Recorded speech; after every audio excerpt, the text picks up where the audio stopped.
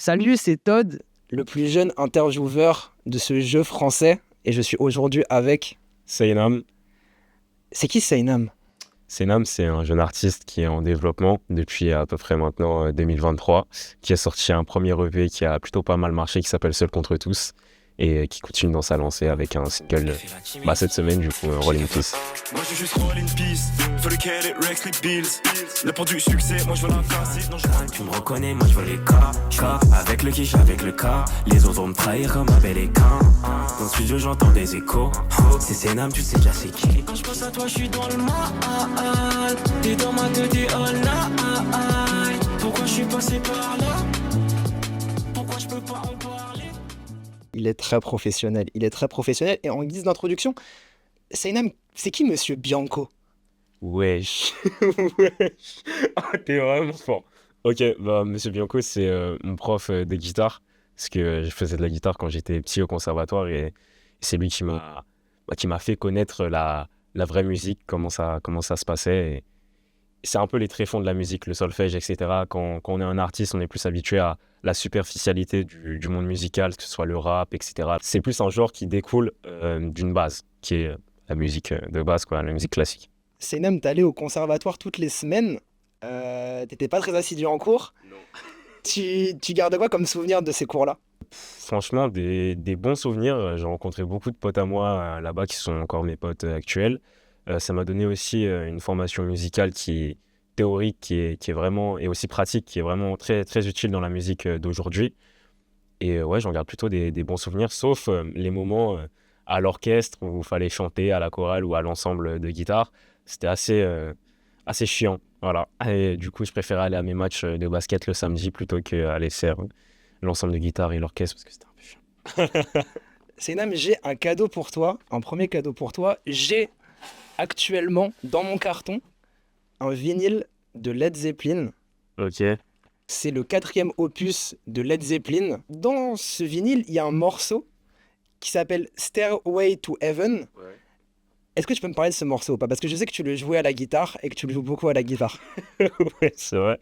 Ouais, c'est le premier morceau que j'ai appris hors de mes cours de guitare parce que le conservatoire, c'est un peu formaté. C'est assez, oui, tu fais ça, tu fais ce morceau-là et tu restes dans ce registre-là. Mais ce que j'avais l'avantage, en fait, avec Monsieur Bianco, que ce soit un prof qui aime le rock, un mec un peu déter, etc. Et lui, il me disait, oui, bon, allez, vas-y, c'est bon, mets les partitions de côté, je vais t'apprendre à jouer des Beatles ou du Led Zeppelin, par exemple. Et c'est le premier morceau que j'ai appris à jouer un peu hors les cours, tu vois, un peu hors de ce chemin classique. Et du coup, voilà, j'en garde des très bons souvenirs.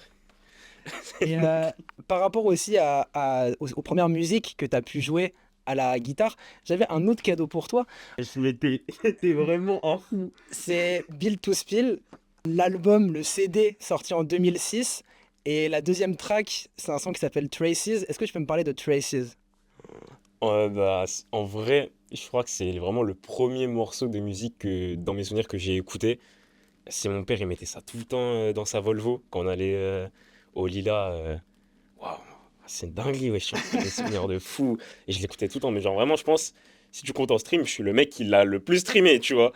Mais ouais, on l'écoutait souvent dans sa voiture et c'était un peu le rituel quand il venait me chercher chez ma mère et tout. Il venait en bas, il mettait le son. Là, et moi, je montais à la maison, hein.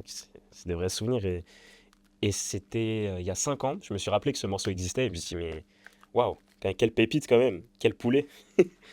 Et est-ce qu'aujourd'hui tu écoutes encore du rock ou là t'es plus passé vers un autre délire, un peu plus rap, un peu plus... Je suis beaucoup plus dans le rap vu que c'est ce que je fais, mais je laisse quand même les inspirations rock venir ternir, enfin, je sais pas si c'est ternir ou éclaircir ma palette artistique parce que je trouve ça quand même important. Et on voit beaucoup d'artistes qui se mettent à faire du rock et faire ce qu'ils aiment vraiment et à reprendre ce genre de musique qui a été un peu délaissé dans le sens où les gens aujourd'hui ils préfèrent beaucoup plus la nouveauté, ce côté new wave, alors que c'est très très bien, je trouve, de se renouveler avec un genre qui existe déjà. Par exemple, le son de Juvdi quand il fait du rock, je trouve ça vraiment lourd. Après, les gens, voilà, ils aiment pas trop le personnage, ce qu'il est devenu, mais bon, ça, c'est avec tout le monde, hein, quoi. On va pas changer pour des gens. Mais je trouve ça lourd de continuer et de réinspirer et de renouveler ce genre-là. Et tu me parles de Youvdi, moi j'avais un autre cadeau pour toi qui n'est pas de l'artiste Youvdi, mais qui est d'un artiste que tu as pu écouter dans le passé. C'est un artiste qui s'appelle Lunisax et qui est Zakito. Non.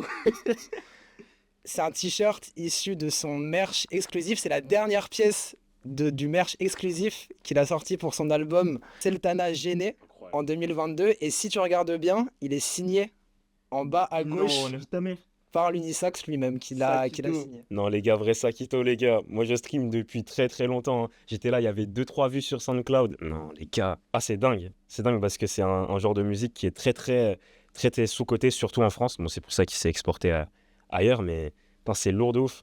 Aujourd'hui, en plus, il est mis sur le devant de la scène un peu New Wave Underground. C'est vraiment lourd. Oh la vache. T'avais pas de merch encore de lui.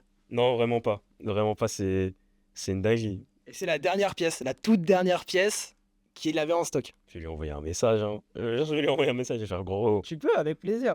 Toi, Luni, tu l'écoutais dans quel contexte? Moi, j'ai des anecdotes par rapport à ça, mais je vais te laisser en parler. Tu l'écoutais dans quel genre de contexte, Lunisax? Lunisax, c'est un peu de la musique qui est assez planante. Donc, on va pas se mentir, tout ce qui est sandwich, voilà, apéro, ça s'écoutait autour d'un petit verre et d'un bon sandwich, tout seul ou avec des amis. C'est la meilleure musique à écouter, avec du Bob Marley aussi, du Snoop.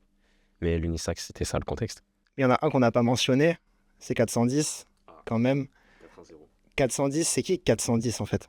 4-1-0 pour moi, 410 c'est l'un des rappeurs qui va renouveler le rap français un peu à la manière de Joe Laglin. Je trouve qu'il a un timbre de voix vraiment particulier et jamais entendu ça ailleurs. C'est vraiment incroyable, c'est l'un des rappeurs que j'écoute le plus en ce moment et il commence un peu à monter notamment avec son dernier single qui s'appelle Alice. C'est novateur de ouf, hein. Franchement 410, allez streamer les gars. 410, Lunisax, c'est des artistes quand même qui sont un petit peu niche. Toi, comment est-ce que tu découvres tous ces artistes-là et comment est-ce que tu peux t'en inspirer, on va dire, dans ce que tu peux proposer? Merci l'algorithme pour les découvertes en soi. Mais aujourd'hui, en soi, je passe beaucoup de temps à regarder des clips sur YouTube, à écouter des prods. Donc mon algorithme, il est forcément, il se renouvelle avec beaucoup d'artistes qui sont très très niches. Et puis tout est relié. Je veux dire, t'écoutes du Lunisax, tu vas forcément connaître Maj Don Coach. T'écoutes du 410, tu vas forcément connaître du Joe Laglin, tu vois. Donc ça va te perdre un peu. Et je trouve ça beaucoup plus intéressant d'écouter des artistes qui sont niches plutôt que du mainstream. Déjà, d'une part, parce que le mainstream, on va pas se mentir, les gens, ils racontent un peu ce qu'on a envie d'entendre. Et il y a un manque d'authenticité, pardon. On sait pas vraiment s'ils aiment faire ce genre de son. Alors qu'un artiste comme 410 ou Lunisax, on voit qu'il prend plaisir à faire ce qu'il fait. Et moi, je trouve ça hyper authentique et c'est pour ça que j'adore aussi leur son. Seynam, Blue Bricks Squad. Waouh! Ouais, Blue Blick Strat, c'est mon premier groupe. Avec notamment Faro, Noé, il y avait l'UFBFK aussi dans mes souvenirs, ouais. Et il y avait Tom aussi dedans. Il y avait Tom. C'est le premier groupe qu'on a créé. Ouais. J'étais en seconde. Ouais, seconde. Et justement, Kishmana, du coup, Faro, qui est mon pote du basket, je l'ai rencontré sur un terrain. Et notre amitié, on l'a développée jusqu'à que ce soit une amitié artistique. Et je trouve ça super beau qu'on arrive à se passer le ballon sur un terrain pour mettre un panier à créer des singles et faire des clips ensemble. Je trouve ça super beau, notre évolution d'ailleurs. Shout out à Kish, là il est en Irlande, donc il fait ses vagues et il revient bientôt à Paris d'ailleurs. Donc voilà, c'est cool. Et ouais, c'était une première expérience assez cool parce que on enregistrait chez Noé, c'était un peu home studio, un peu homemade, nos covers on les faisait nous-mêmes, le mix on le faisait nous-mêmes. Bon après, quand tu écoutes le son, c'est un peu éclaté, tu vois, on était grave jeunes, j'avais même pas ma voix de maintenant. Mais c'était vraiment des très très bons souvenirs que j'ai vécu avec Blueberry Squad. Voilà. Seynam, une citation. Ouais, j'ai tellement de textes, frérot. J'ai du chemin à faire, c'est pour ça que je m'instruis. Ouais. Je sais plus. Je reste calme quand les... Waouh, non, je l'ai pas. Celui-là, il date vraiment de ouf. Il doit être sur Givenchy, non? Je reste calme quand les condés m'insultent, parce que sinon il y a bavure qui s'ensuit. Mais ouais, je l'ai même pas enregistré ce son. Je l'ai même pas. Freaky. Mais oui, c'est sur SoundCloud, Blueberry Squad. Mais oui, avec Noé, incroyable. La cover, je suis en bleu sur un ciel avec des nuages. Mais ouais, d'ailleurs, j'avais enregistré chez Noé tout seul. Et c'est le premier son que j'ai vraiment rec dans mes souvenirs. À cette époque, est-ce que tu comptais faire de la musique ta vie ou est-ce que c'était encore un passe-temps, on va dire, que tu avais avec tes potes? Pas du tout, j'étais animé juste par... d'ailleurs, c'est toujours le cas, j'étais juste animé par l'envie de faire bouger la tête de mes potes comme ça sur ma voix. Et que c'est tout, quoi. Voilà, ça reste encore la même DA, hein. Je vais toujours poursuivre comme ça. Je le fais pas pour l'argent, je le fais pour ma passion et pour ce qu'un auditeur peut ressentir en écoutant mes sons. Voilà, c'est ça qui m'importe et incroyable. Ah, tu m'as choqué là. Tu m'as choqué là. Je suis choqué. Parties in Paris. Parties in Paris, ça doit être un deuxième son de la Blueberry Squad où il y a Faro dessus, je crois. Il y a Faro. Et ouais, il est hyper mal mixé d'ailleurs celui-là. Mais c'est que j'ai plus les souvenirs, ça date d'il y a 5 ans, 4 ans. Ouais, ça fait du chemin de ouf. J'aimerais bien le réécouter, je vais le réécouter tout à l'heure parce que j'ai même plus les bars en tête. Waouh. Ah, celui-là, on l'a fait chez Faro. Si, on l'a fait chez Faro. Et en fait, sa mère, en fait, elle est chanteuse à Faroua, et bah, du coup à Quiche. Et elle avait du matos pour enregistrer chez elle. Et c'est la première fois que je voyais une carte son et un micro. Et il était sur FL. Je disais, mais c'est quoi ça? Il met un EQ et tout, alors que c'est grave basique un EQ. Et voilà, on l'a fait en chap-chap. Et Faro, je me rappelle, il avait un vieux téléphone, un vieux Samsung, et il voulait pas écrire dessus. Du coup, il prenait du papier et il écrivait ses barres sur des feuilles, quoi, genre vraiment à l'ancienne. Donc voilà, c'était des bons souvenirs. Blueberry Squad, ouais. Moi, j'aimerais que tu me parles de ta rencontre avec SB, avec qui tu as enregistré le son Givenchy, qui a été un de tes premiers petits succès à l'époque. Comment elle s'est faite cette connexion-là? Cette connexion-là, elle s'est faite par le biais de Glizzy, du coup, un producteur qu'il faut surveiller absolument aujourd'hui, là, qui va vraiment pop. Voilà, Glizzy, c'était mon pote de base. On s'est rencontrés en soirée et ça a tout de suite matché. Et moi, il a commencé à voir que je faisais du son, il m'a montré ses prods et il m'a dit, ouais, j'ai un poteau, il fait du son. Donc voilà, on est allé chez SBI, du coup, et lui, SBI, ça fait assez longtemps qu'il est dans le son, donc il a un peu pas cette culture managériale, mais il sait un peu comment faire, il sait quand même mixer, il se débrouille assez bien. Après, c'était dans des conditions assez trap, tu vois, on était dans sa chambre, assis, ça fumait du doré à 4h du matin, le son il est même pas mixé, on l'a quand même sorti.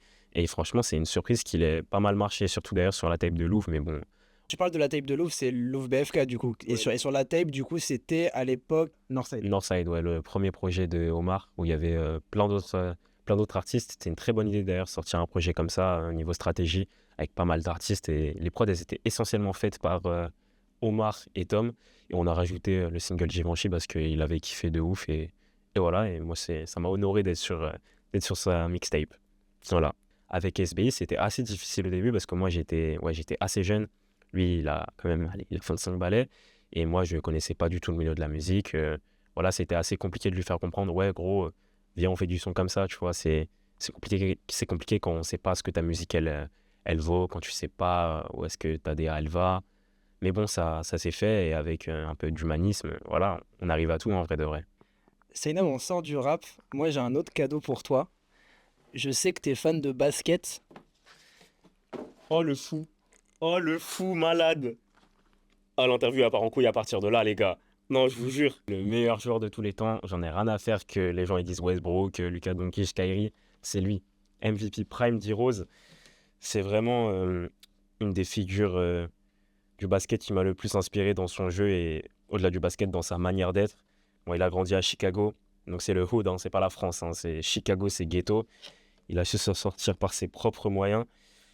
Et voilà, il m'a inspiré toute ma vie, il continuera à m'inspirer. S'ils ont retiré son maillot il n'y a pas très longtemps.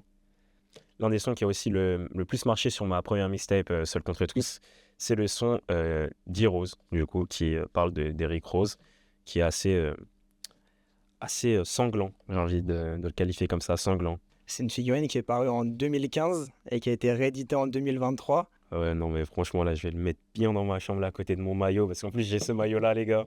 C'est très, très, très, très méchant. Merci, Todd. Ok, et ouais, non, j'ai pas les mots, en fait. Quand tu m'as flétri, j'ai pas les mots, parce que je suis trop surpris. Écoute, peut-être que tu seras pas surpris par une adresse que j'ai envie de te dire. 16 rue Georgette Agoutte, 75018, 16 rue... Oula, attends. Championnet Sport.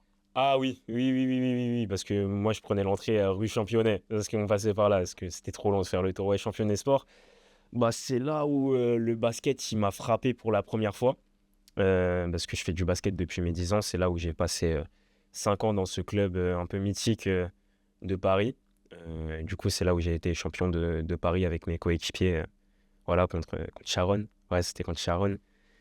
Ah, c'était vraiment bien. C'était des années incroyables. Je connaissais pas du tout la musique. Et d'ailleurs, on va faire un petit parallèle à KOFI. Je pense que c'est lui l'élément déclencheur qui m'a ramené dans le monde de la musique. C'est qui KOFI, Seynam? KOFI, c'est un rappeur.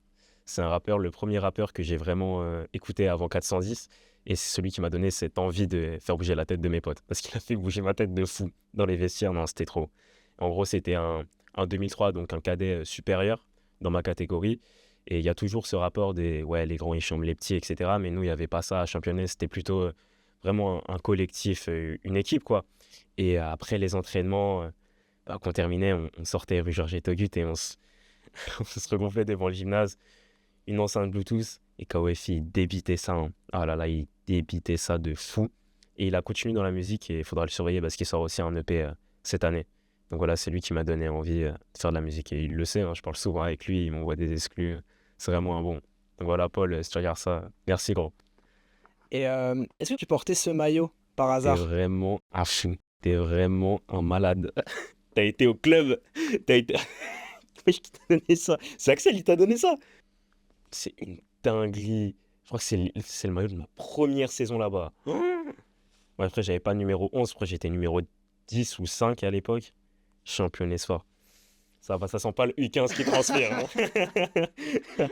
Mais ouais, c'est une fierté. Hein. Championnet, c'est là. J'ai appris les bases du basket et même au travers un sport, que ce soit le basket ou autre, on apprend une certaine discipline qu'on peut appliquer hors du terrain. Et je pense que c'est ça la première utilité du sport, c'est d'apprendre des choses qu'on applique dans la vie de tous les jours. Et ça m'a appris une rigueur et ça m'a donné la discipline et la force d'aller chercher plus loin et de croire en moi, en mes projets et en mes frères, que ce soit sur le terrain ou mes frères de la vie de tous les jours, quoi.